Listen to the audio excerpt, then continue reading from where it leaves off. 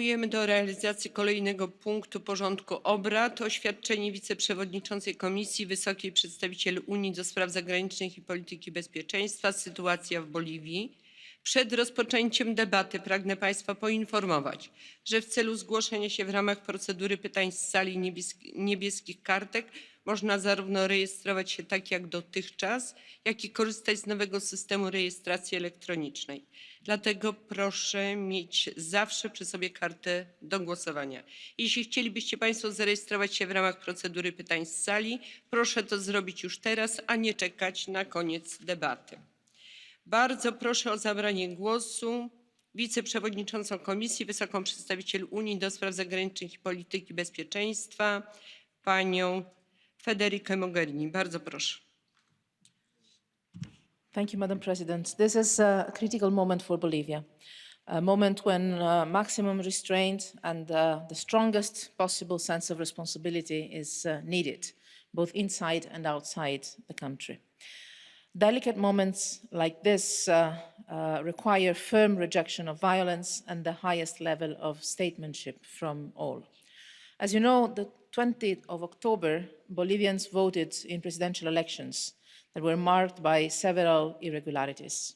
This has brought Bolivian citizens to the streets. It has led to violence and civil unrest across the country. 3 people were killed, more than 100 were injured. The current unrest follows months and years of tensions regarding the country's political future. As you all know, President Morales took the controversial decision to run for a 4th term in office with the approval of the Constitutional Court, but after failing to win a referendum to amend the Constitution itself.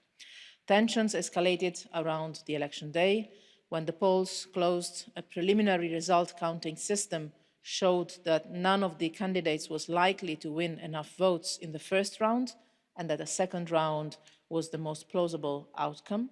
The system was then blocked for some 20 hours, and when it resumed, it registered a sharp change in the initial tendency.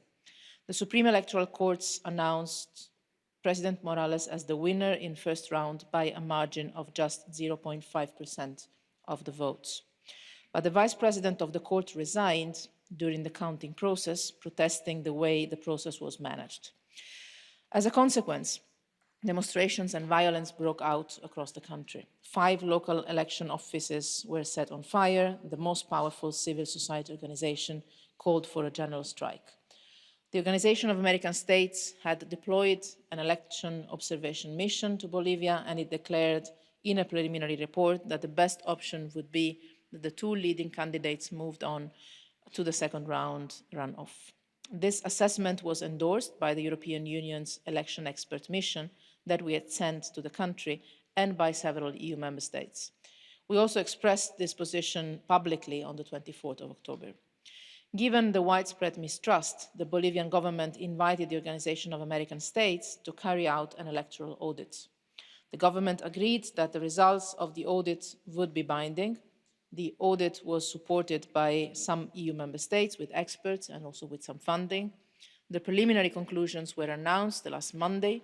The audit identified a number of irregularities and concluded that the election results should be annulled and fresh elections should be held as soon as possible. In the following hours, the opposition asked Morales to resign, and so did the head of the Bolivian armed forces.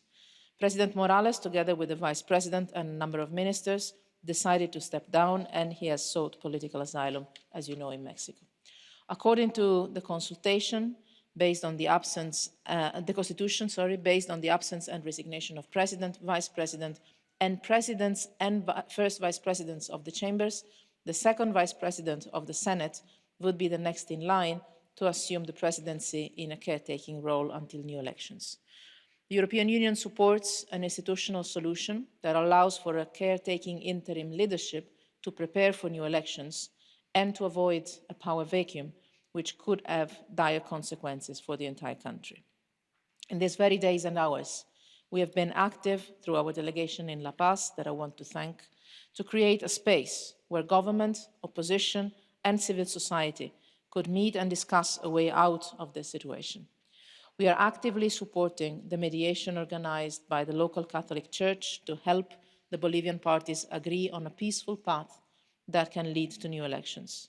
This mediation has already produced some first results in easing partially tensions and avoiding a worse escalation of violence. At the Foreign Affairs Council last Monday, I updated the foreign ministers of the EU member states on our work on the ground. We discussed how to best support Bolivia in preparation of the announced election.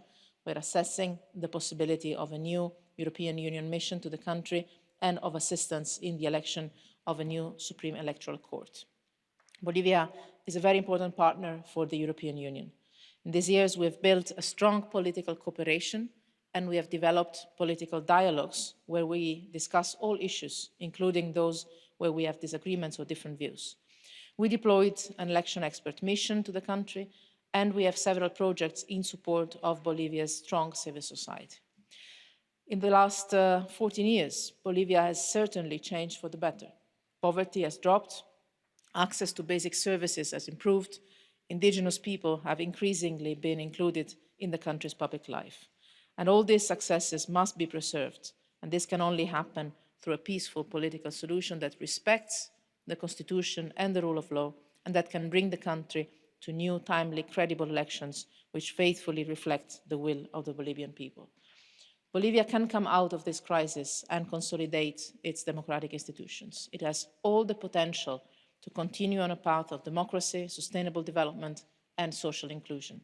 But the coming weeks will be crucial. The European Union will continue to be at the side of the Bolivian people, as we've done through the years, and in particular in these difficult moments in the country's democratic life. Thank you.